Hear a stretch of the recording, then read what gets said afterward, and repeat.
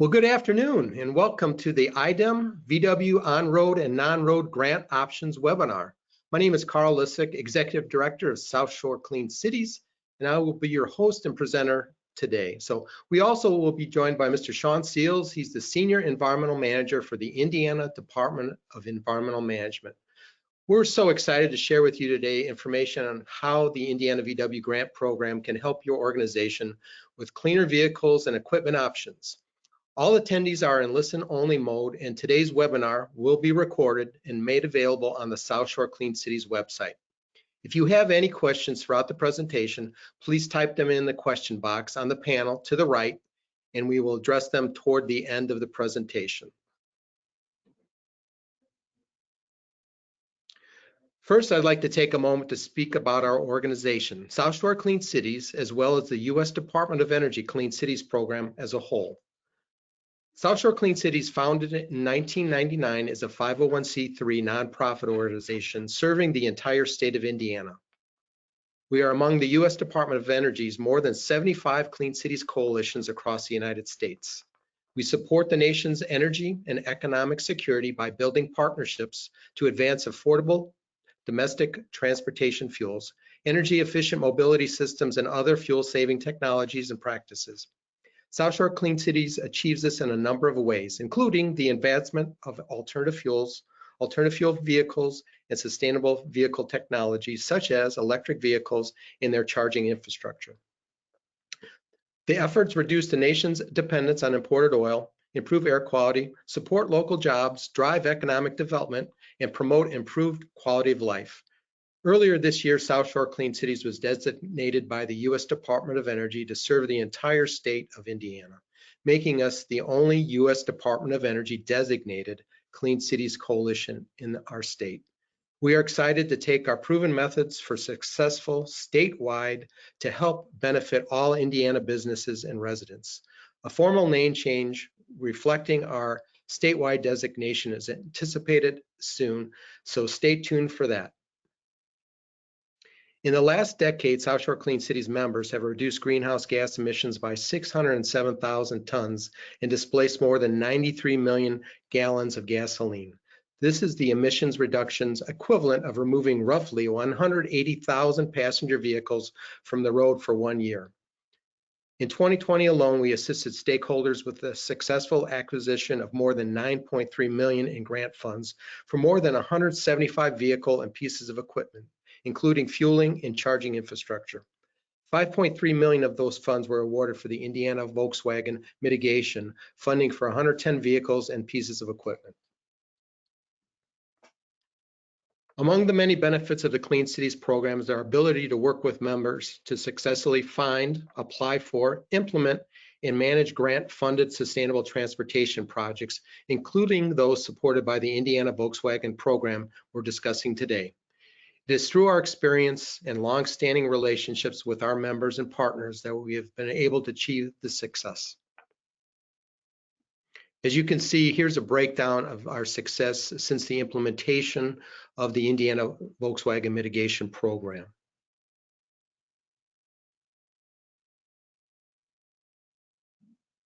If you're looking for ways to improve your fleet's performance or are interested in learning more about how South Shore Clean Cities can help you maximize the benefits of this or other grant programs, please contact our office at 219-644-3690 and we will be happy to assist you. Let our experts assist your team in fleet decarbonization. We have already validated these technologies and it will make it a very simple process for your business to implement these new technologies. We are hands-on, engaged from day one with all aspects of your project, from assisting in writing equipment specifications, assisting with fueling infrastructure, and training of your fleet to build out the process in your community, and assisting your team with the completed grant administration. We work with all federal, state agencies, OEMs, major and small businesses throughout our state. So if you have an old diesel engine or fleet that you want to improve, please start with our organization. Before I switch things over to Shawn from IDEM, I'd like to take a quick poll. This question is, how has your organization previously applied for VW funding? So have you previously applied for VW funding? If you could answer 1 for yes, 2 for no, but I'm interested in applying this round, or 3, I'm interested in learning more about this application process. We're going to give it about 10 seconds, and then we'll give you the responses.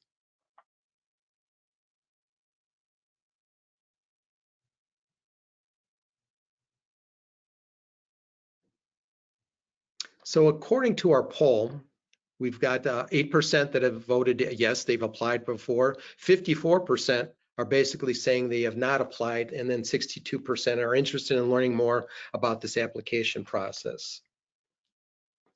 I would like now to introduce Mr. Shawn Seals. He's the Senior Environmental Manager for the Indiana Department of Environmental Management's Office of Air Quality. Shawn also serves as Indiana's Volkswagen Environmental Mitigation Trust Fund Administrator and will be providing an overview of this current grant opportunity. Shawn, go ahead when you're ready. All righty, thank you so much, Carl. As I've mentioned before, you know, when I used to do presentations in person back in the day, it seems like eons ago, but it's really only been a year and change, I guess. That was always a question I like to ask at the beginning too, was just to get a feel for, you know, who we're talking to, and so I can kind of focus on those important topics. And it's interesting to see that roughly 10% of the folks here have applied, but 90% are interested in applying or interested in learning more. So it's great that we have this opportunity to kind of get everybody up to speed on what this request for proposals will include. So just to give you a quick overview of what we're going to touch on today, so you kind of know what's coming. You know, we'll talk a little bit about the round 3 on-road and non-road funding, the dollars and cents of the program and such, the eligible grant applicants, as well as the vehicles, engines, and equipment that are also eligible. We'll talk a little bit about project types and the percentage of those costs that will be covered through the program. We'll talk a little bit about the round 3 revisions and reminders. There are some notable changes that we want to make sure that you're aware of as we kind of move forward into round 3. We've learned a couple things from round 1 and 2, and we want to try to make the best program we can. So we've revised some things for round 3. We're going to talk a little bit about the replacement requirements. So if you have a vehicle or an engine replaced, there are certain requirements that we are going to expect of you, and we'll talk a little about that.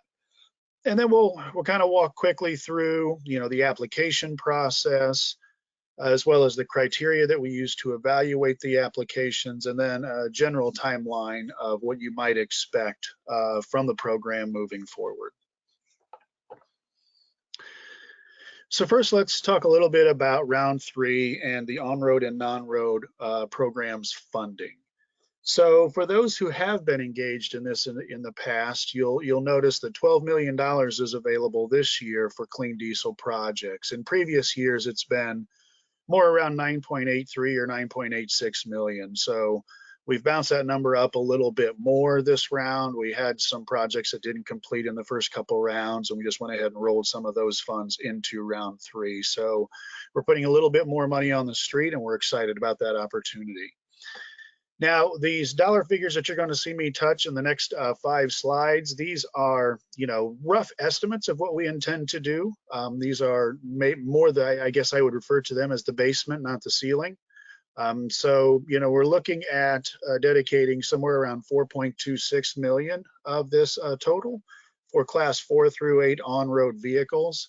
But you'll notice this does not include school buses, and that is because we have a couple specific carve-outs for school buses. Once again, this year we're carving out 1.99 million for non-electric powered school buses, and we're carving out 850,000 for electric powered school buses. And then as usual, we've got about 2.73 that we carve out for non-road equipment and vehicles. And some might be aware of the fact that we also have a program in the fall that is the Dieselwise Indiana with VW DERA option program that also focuses on non-road equipment and vehicles. The difference in the two being this 2.73 is really focused on following the requirements of the Volkswagen consent decree, which is very focused on electric powers or electric powered alternatives. The program later in the year provides a little bit more flexibility, but not as much of a match.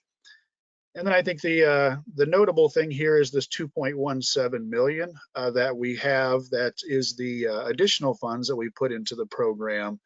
And we see those as discretionary funds that we're going to assign to the project types that were listed above. So kind of depending upon what we see in our application pool, we'll decide where it makes the most sense to potentially put that 2.17. The bottom level, if you will, the minimum amount for a single grant award, once again, this round is $50,000. But I will say that, you know, if you have a really good project that comes in with an ask of only $49,000, please submit that application anyway. It's close enough. What we're identifying here is, you know, we don't want $20,000 projects, because that just makes for, you know, 100 projects where maybe we would only need to have 10. And then the maximum we're looking at is going to be in the range of $2 million. For those who have been paying attention, we haven't really had any projects that we have provided a single grant award at that level, because we've always had enough competition that we felt the need to kind of spread the wealth. Applications for round 3 will be due on June 1st of this year. That is a Tuesday. And most of the projects are expected to be completed by the end of 2022, the end of next year.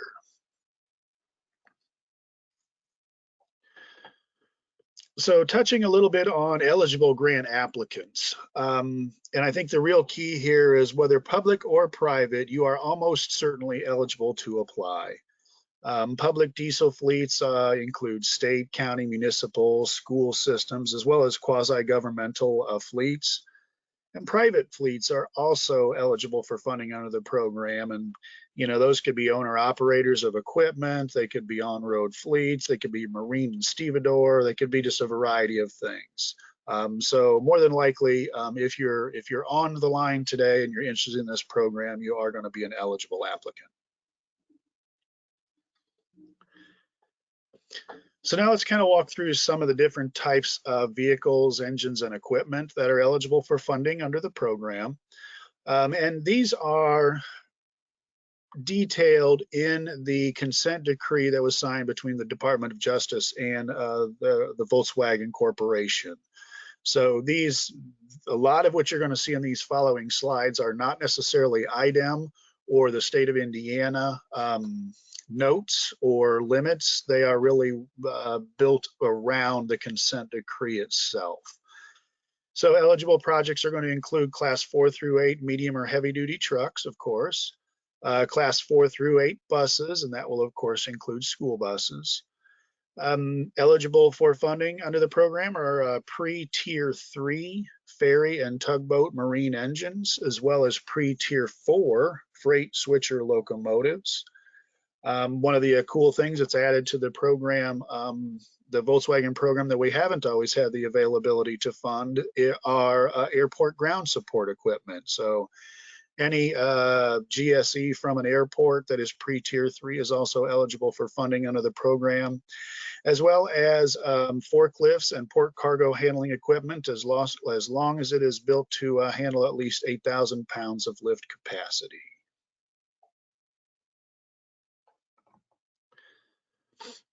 So now let's talk quickly about, we've talked about the types of projects, but what you really probably are anxious to know is what model years and what percentage are covered under the program. What can you expect to get out of the grant program, and how much would you have to put into it? So in the category of the class 4 through 8 medium and heavy duty trucks, the consent decree is very explicit. Those model years need to be between 1992 and 2009. So existing equipment in that range is eligible for a replacement or a repower under the program. You'll see the second bullet where it says no diesel. One of the decisions that was made in round 3 that is different in rounds 1 and 2 is in the class 4 through 8, actually in the on-road category overall, and this will include school buses and such as well. All of the on-road equipment We will not be doing any diesel to diesel repowers or any diesel to diesel replacement projects. So any on-road project now has to be moving from either from diesel fuel to all electric or from diesel fuel to an alternative fuel. However, if you are one that has already started transitioning your fleet to alternative fuels, you're still eligible under the program. I just want to make clear that just because you've made that move already, that doesn't mean you're not eligible to continue moving down that path. So if we're talking about repower projects, if the repower is with alt fuel or non-electric, the program will cover up to 40%. And if the repower is in the direction of an all-electric alternative, the program would cover up to 75%. Now, when we're talking about vehicle replacements, which is more common, same thing here, alternative fuel and non-electric, the program would cover up to 25%. If those happen to be drayage trucks, and they're moving to an alt fuel or non-electric, we would cover up to 50% in those categories. And then if it is all electric, the program would cover up to 75%.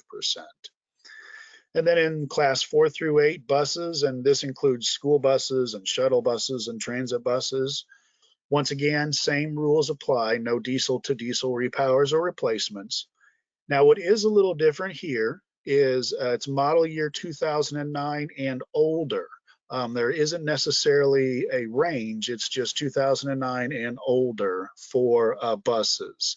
So if you happen to have a 1990 out there, it would actually be eligible for funding under the program, where it might not be under the class 4 through 8 category. And then you'll see that the repower and replacement percentages are the same here for the school buses. 40% if it's alt fuel non-electric, 75% if it's all electric for a repower. And then for vehicle replacements, the program would cover up to 25% if it's alt fuel or non-electric, and 75% if it is electric. Now, some of the other things that this program actually covers are pre-tier 4 freight switcher locomotives. Some of the expectations of a switcher locomotive is they do need to operate at least 1,000 hours per year. For an active duty freight switcher, that's 1,000 hours per year is not a big deal at all.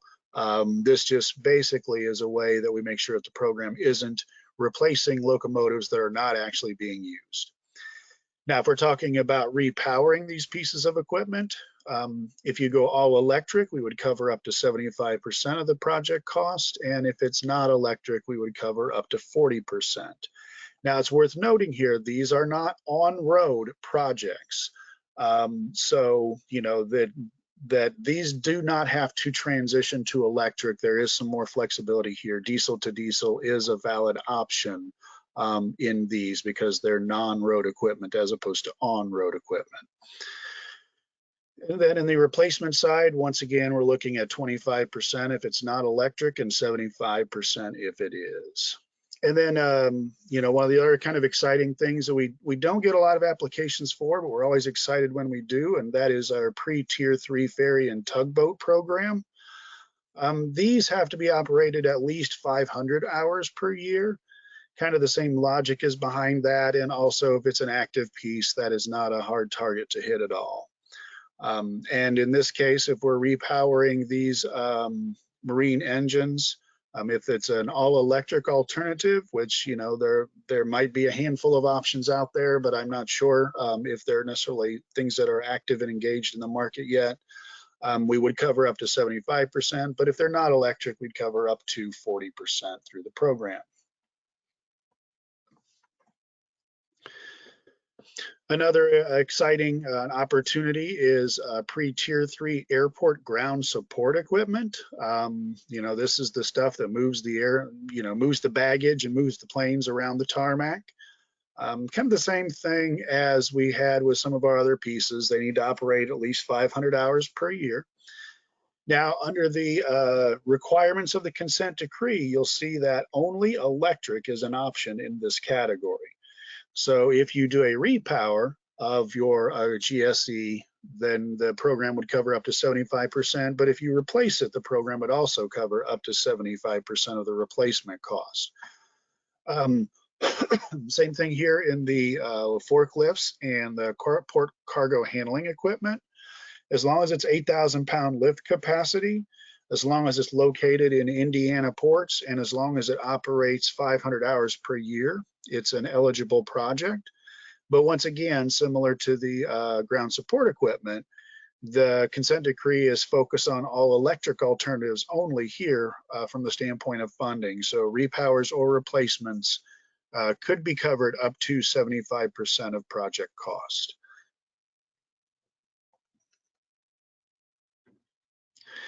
Now, some of the round 3 revisions and reminders, I've touched on some of these, and then some of these are going to be a little bit newer, but definitely they all matter, and they're all important things to think about as you start thinking about the application if you choose to put one out there. And as I said, no on-road diesel-to-diesel repower or replacement projects are eligible in round 3.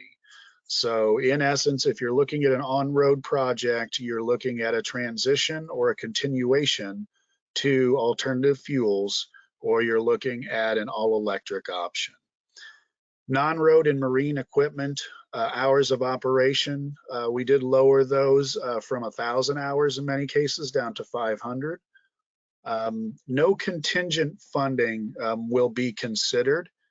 And by that, we mean, if you have, for example, 2 grant projects and you're wanting to get some of the funding from that grant and some of the funding from the Volkswagen grant, that the contingent funding is not something that's considered to be an eligible program match. You've got to have that money in-house, so to speak, and a couple bullets down goes into a more clear detail on that.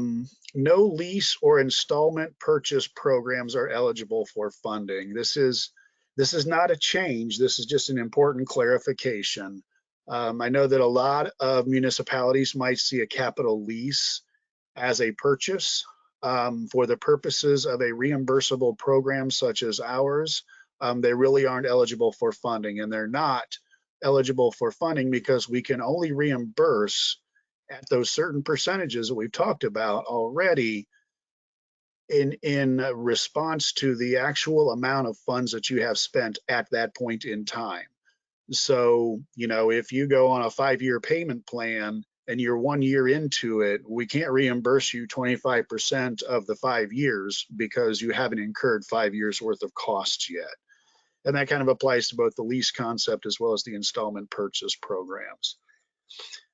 And we talked about contingent funding, and this kind of takes a different perspective from that. If there's any third-party funding that is being used in a project, if you're proposing to use third-party funding that is not yours, as your cash match for the project, then it must be in-house, meaning you're not waiting for it, and it must be fully dedicated to this specific project.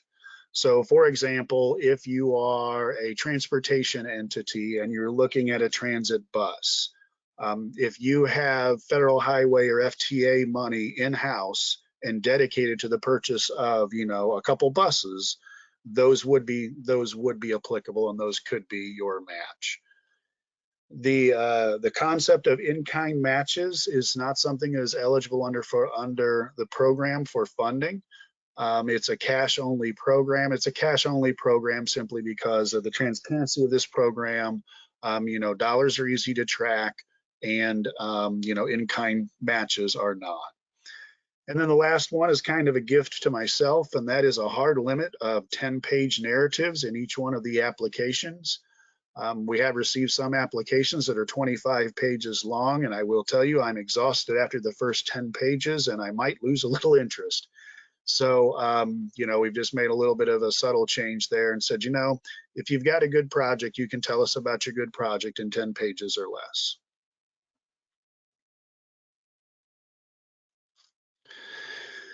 Since most of the projects that we have funded under the program in the first rounds have really been replacement projects as opposed to repower projects, we want to take a little time to talk about the important things that need to be considered and done and planned for when we talk about these replacement projects. So the first thing is when you're replacing a piece of your equipment potentially, or you're applying to replace an existing piece of equipment with a new piece of equipment, that new piece of equipment needs to be the same type and similar gross vehicle weight rating or horsepower, actually I should say, and horsepower, frankly, of the replaced vehicle and equipment. Now, you will find in the RFP that I am a little lenient on there. So if you're going to be beyond, I believe the limit I put, if it's going to be more than 25% higher in horsepower, then we need you to just go ahead and reach out to us via email and propose what you're talking about, explain why it's necessary, and I can give you a formal response that either approves or does not approve that. But that way, on the front end as opposed to the back end as to whether that vehicle is eligible or not. The vehicle must perform the same function as the replaced vehicle and equipment. You can't replace a bulldozer with a dump truck. They need to be the same pieces of equipment. And this is the key point. The replaced vehicle or a piece of equipment must be scrapped or rendered permanently disabled or returned to the OEM for manufacture. And the way that these are expected to be disabled is you will put a hole in the engine block and you will cut the frame rails in between the two axles. This is explicitly identified within the Volkswagen consent decree, so there's no wiggle room there. We've tried some creative options with the trustee in the first couple rounds, and they have not expressed an openness to anything beyond what is explicitly stated. So just understand that the piece of equipment that you're looking to take out of your fleet needs to be scrapped or permanently disabled in that way. And then at the end of the process, you will need to provide evidence of the appropriate disposal or scrappage. Generally, that's nothing more than sending me pictures of, the engine plates, the before pictures, the after pictures, as well as the same with the frame rail cuts. I've even received videos of the destruction process, which are pretty entertaining, but not something you need to go to that length to do unless you're so inclined. So at this point, maybe some folks are wondering, okay, sounds kind of cool. What should I do? How do I apply? Well, as you probably know, we posted the round 3 RFP on March 22nd of this year. So what will happen is you would apply, you'll submit those applications in accordance with the requirements and expectations of the solicitation. And solicitation is, the RFP. So towards the end of the RFP, there's kind of a sort of a step-by-step of the types of things that are expected to be included in an application for funding. What I will say is if you're on here with us today, you probably have some connection or some relationship with South Shore Clean Cities. You saw on those earlier slides that Carl presented, they've been highly successful in applying for funds and receiving funds. If you have questions about applications or if you need some help, guidance in that process, they definitely have the skill set to help you out there. Now, once we review those, once we receive those, we will review them. We've got a technical team that will score them, prioritize them, and then we'll put together a recommendation that we'll take for recommended projects to the Volkswagen Committee. And then the Volkswagen Committee, which for those that don't know, was appointed by the governor at the same time that IDEM as an agency was designated as the beneficiary for the Volkswagen program. The Volkswagen Committee will review our recommendations, and ultimately they're going to make the final selections. Generally, they have been very agreeable to our recommendations. So, we feel good about the relationship we have with the committee. And then shortly after that, we'll be making formal announcements. I think it's worth noting that, the meetings between IDEM and the Volkswagen Committee are public meetings, so you would be able to dial in via Zoom. And you would probably from that meeting be able to determine whether or not you're receiving funds. But regardless of that, we will formally reach out to folks, letting them know that they were or were not selected for funds or for funding, and then we'll begin the funding agreement process with those that were. Because I believe that transparency is always as important as anything, one of the things that we always want to make clear to folks, and this is included in the RFP also, are the selection criteria, the scoring criteria.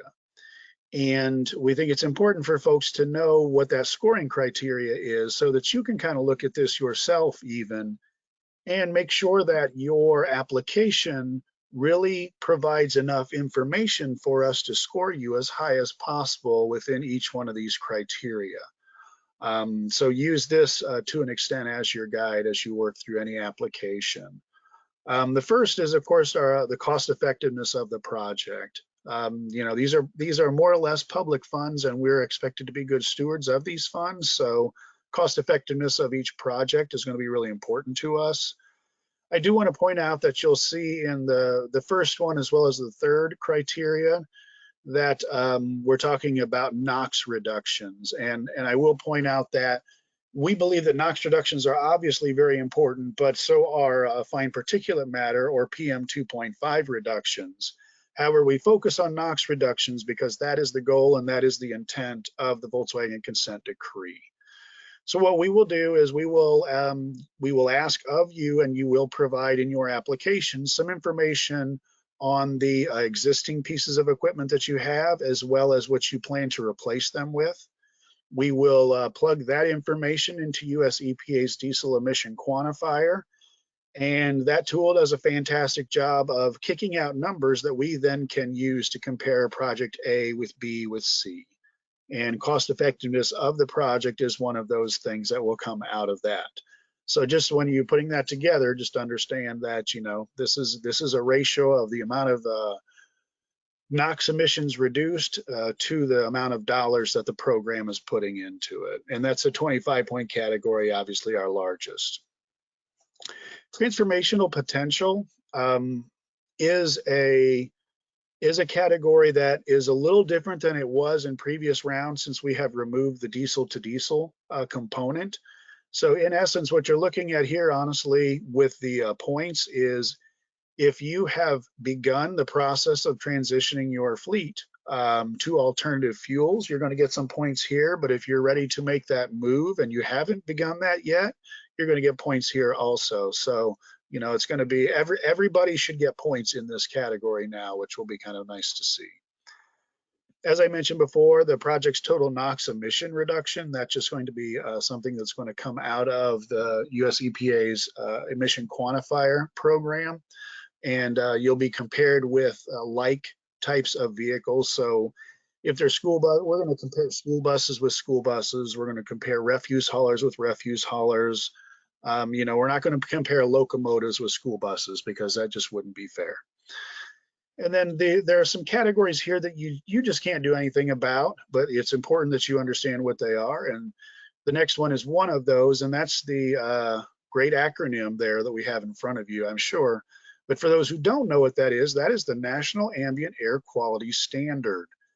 And for those areas that are sensitive areas as a percentage of current standards, what this really boils down to is how does your area's air quality measure in comparison to the existing US EPA air quality standards? So this is like a county by county scoring scenario. You can't do anything about it. You are where you are. And then the next one is also the kind of the same concept. It's the air quality benefits to areas with sensitive populations or that bear a disproportionate share of an air pollution burden. Kind of the same thing. You can't really do anything about that. It's just a matter of where you are and what is around you. And the intent of those two is really to make sure that the program does focus some energy towards those areas that really do need the greater improvement in air quality, whether it's because of the air quality in the area itself and solely, or whether it's a combination of that as well as just the high level of sensitive populations that maybe reside there. The next criteria being leveraging of resources. As I mentioned before, this is financial only. Just think of it as a cash program. Up to 10 points available there. And then the last two are almost like bonus points, if you will. So if you're an entity that's registered with the Indiana Secretary of State and you operate vehicles and equipment in conjunction with Indiana facilities, you're going to get 5 points there, or you're going to get up to 5 points there. And then the last one is a little bit more tricky, and I just want to kind of identify for you all what's important for you to include in your application here. When we say an active participant in the state of Indiana, Department of Administration, or DOT's MBE, WBE, VBE, Enterprise participation programs, what we need from you in that instance, as well as if you happen to be a nonprofit or a local unit of government, it says has published guidelines that support MBE, WBE, VBE participation. What we need here is for you to actually provide us some documentation that demonstrates that you are in fact a participant in, say, DOA or NDOT's MBE, WBE, VBE programs. Or if you happen to be a local unit of government, when we say that you have guidelines that support MBE, WBE, VBE participation, we need you to provide us something, not a web link, not a sentence that says, yeah, we do that. We need to have something that physically makes it clear and verifies that you do have some published guidelines there. And when we're talking about the nonprofits and units of government, when we say publish guidelines that support, simply I guess I would say a guideline or a policy that says we're going to always do our best is not the type of policy that's going to get you points. The type of policy that gets you points is a policy that has, a 5% target for this or a 10% target for that. So just kind of be aware of that. That's kind of what we're looking for there.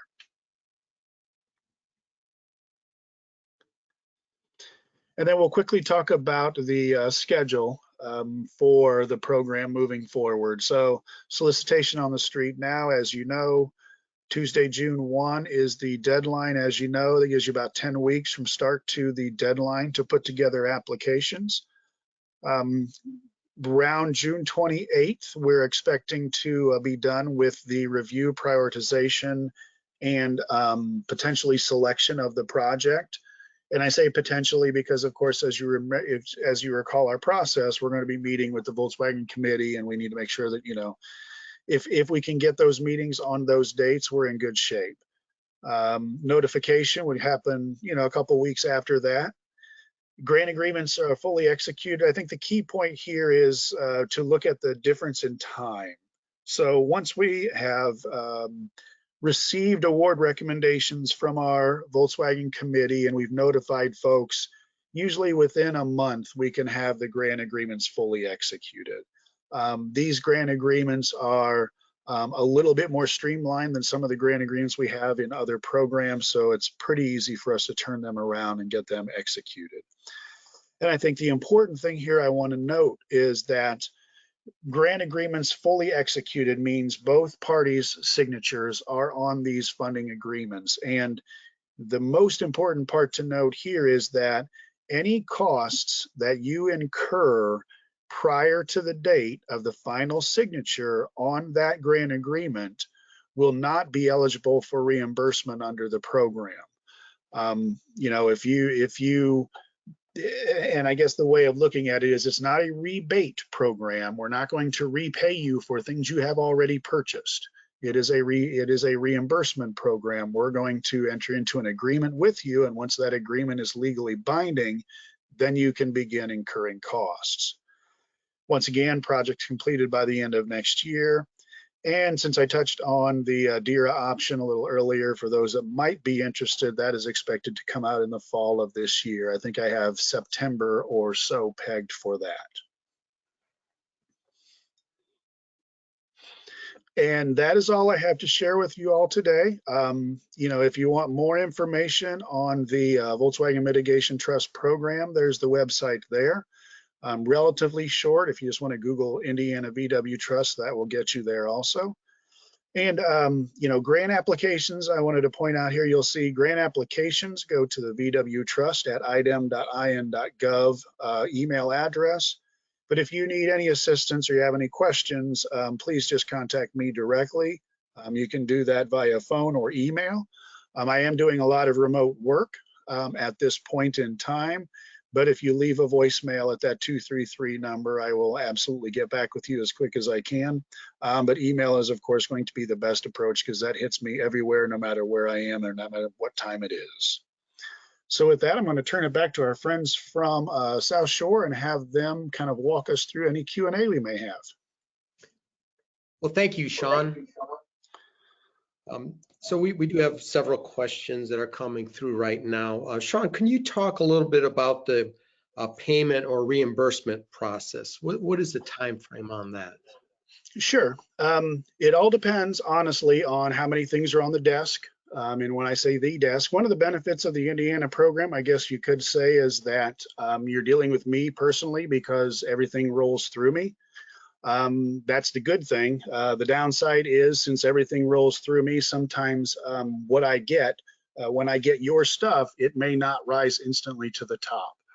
But in a perfect world, you know, once I receive the reimbursement packet, or well, you're talking about the reimbursement, correct, Carl? Correct. Yeah, I just want to make sure.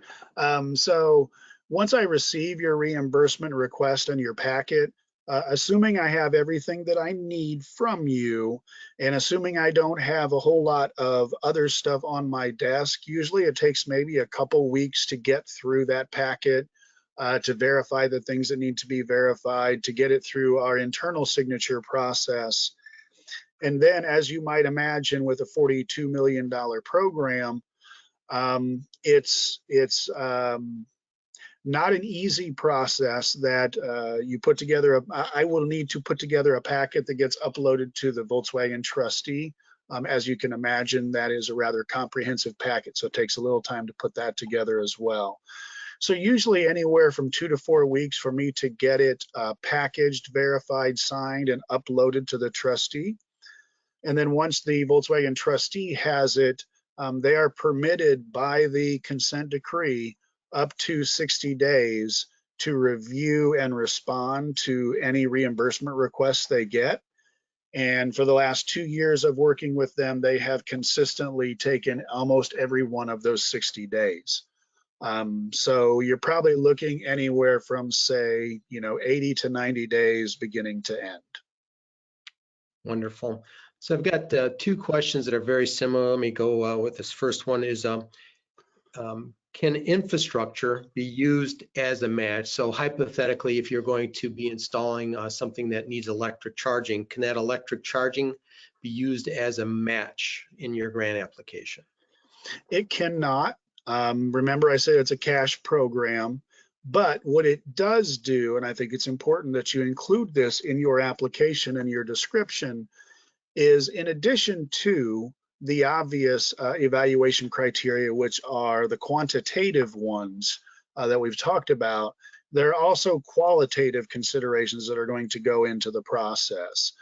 And if somebody is making a move, let's say, towards electric, and they already have that infrastructure in place, we can certainly presume they already have a working knowledge of the technology, and that could, although it might not give them quantifiable points, in that sort of bright line between funds that are projects that we are going to fund versus maybe not quite ready to fund, it could rise above the funding line, and that could be a qualitative consideration that earns them an award. So they want to make sure to include that, at least in their application, but it doesn't count financially. Okay. In regards to that first question, here's another question in line with that. Will there be funds for fueling or charging infrastructure available this round or in future rounds? And I think you've already answered that, but maybe you can take that again. Well, just quickly, yeah, no, in Indiana and a lot of the surrounding states, actually, we made a determination early on that the funding that we were given for this program was going to be focused on the vehicles themselves and not the infrastructure. That really provides the greatest potential emission reduction for each of the states, and we're not funding infrastructure. We have not, and I don't envision that we will, beyond the portion of the program that is singularly focused on light-duty EV infrastructure, which is not really overly applicable to this. Okay. And again, with a lot of this new electric technology, not all of it is manufactured in the United States. So are there any Buy American requirements on this grant? There are not. Okay. Next question is, how can you increase your likelihood of having your grant project approved if the vehicle doesn't operate in an area with high sensitive populations or poor air quality? Well, I mean, I think the key thing there is to look at those other criteria that you can control. So those areas where you can control are cost per ton reduced, the total amount of NOx reduction, and leveraging. I mean, those being kind of the key three, if you will. So, if an example would be, if the requirement is that you put 25% or that the program will cover 25% and you need to cover 75%, if you, for example, cover 20% or you cover 80%, I'm sorry, if you cover 80% and only ask the program for 20%, that's going to have a positive impact on your cost per ton reduced, and it's also going to have a positive impact on your leveraging scores. Okay. Catherine, could you show the Dateline slide again, please, and we'll go on to the next question. Shawn, here's a question as we're looking for that. So can you give some examples of some past successful projects, Shawn, just off the top of your head? Yeah, I mean, we've had a lot of really good projects across the state, and some of those that have been, I guess I would say, focused. A lot of them have been focused in northern Indiana, but this is where a lot of the applications have been coming from. So, tons of diesel to propane school bus projects, quite a few diesel to electric school bus projects. We've got some ground support equipment projects ongoing here in Indianapolis that are pretty exciting. Refuse haulers, we've done a lot of refuse hauler replacement projects, replacing diesel refuse haulers with CNG refuse haulers, which have just a huge emission reduction potential and just such a quality of life improvement for those that work and live in those areas. We've done some good on non-road projects as well, and some of our non-road projects that kind of stand out are, we ended up at one of the Indiana ports, I think it was Burns Harbor. We took out of circulation a 50 or 60-year-old diesel switcher locomotive and replaced it with an all-electric rail car mover. I mean, the emission reduction potential of that thing, to say huge, is an understatement. So there's been a lot of really interesting projects. We've had a few projects that, what people refer to as terminal tractors or yard hustlers. We've had some of those that have transitioned from diesel power to all electric. Just that, if you can envision it on road or non-road and it's diesel powered, we're almost to the point that we've done just a little bit of everything. We're even in the process of doing some work at the port with a material handler that loads and unloads cargo ships. So lots of cool things that we've been able to work on, and hoping to see a lot of cool things in round 3 also. Next question is regarding switcher locomotives. Are they still required to move to Tier 4 status? Yes. Yes, very good. No gray area there, can't get around it. Okay, and then this is not pertaining to, I think, this grant application, but is there any time frame in regards to the DC fast charging solicitation that was on the street? A time frame? Yeah, not at this time. We're reviewing applications at this point. Okay. Well, I think we're down. That was one of the last questions that I have, Shawn. So again, we want to thank you, Shawn, for your presentation, and to all of you, our attendees, for joining us. And we look forward to assisting you with any of your questions or grant application needs for this round of funding. Remember, this has been recorded, and it will definitely be on our website. So if you have questions, please feel free to reach out to us or to Shawn. And thank you, and have a wonderful day.